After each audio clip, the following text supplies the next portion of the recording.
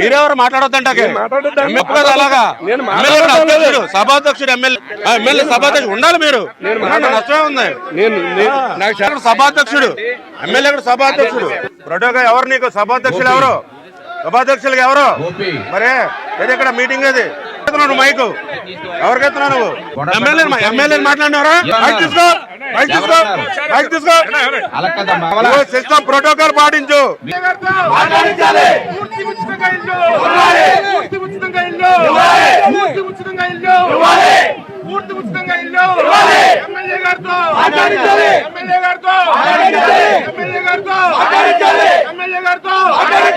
మరి మాట్లాడడానికి ఇవ్వాలి కదా మైక్, మైక్ ఇవ్వాలి కదా. అన్యాయం కదా ఇది. ఇక్కడ ప్రజాప్రతినిధి ఎవరు? మరి ప్రజాప్రతినిధి మైక్ ఇవ్వకుండా ఎవరికి ఇస్తున్నావు నువ్వు? ఎవరికి ఇస్తున్నావు నువ్వు మైక్? ఎవరికి ఇచ్చావు? ఎవరికి ఇచ్చావు? ఎవరికి లాగేసుకుంటూ ఏంటి? లాగేసుకుంటే నువ్వేందుకు? అక్కడ పోలీసు ఉన్నాడు, అక్కడ కంప్లైంట్ చేయి. లాగేసుకోవడం ఏంటి? నీ దగ్గర మైక్ లాక్కోవడం ఏంటి? కింద కూర్చోబెట్టు, వాళ్ళ పైన కూర్చోబెట్టు. మైక్ కూడా ఇవ్వకండి. సభ నడిపిస్తున్నావు మైక్ ఇవ్వండి అంతే.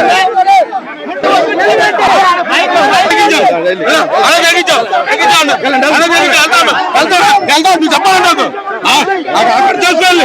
మమ్మల్ని ఆపుతాయింది అర్థం పడతలేదు. గౌరవిస్తున్నాం మీరు, గౌరవిస్తుంటే మమ్మల్ని ఆపుతాయింది. అక్కడ ఆపలేదు, అక్కడ ఆపలేదు. చేతన అయితే అక్కడ ఆపండి. ఇక్కడ కాదు, ఇక్కడ కాదు. నేను గౌరవంగా దీపం చేసి నేను ఇప్పుడు 25 లక్షలు అద్దెలు పెట్టారు. 25 లక్షలు పెట్టారు అందరూ కూడా.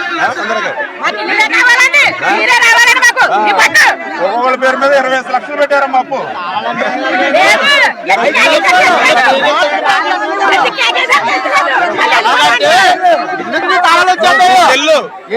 నెల్లు పడితే అయిపోతుంది.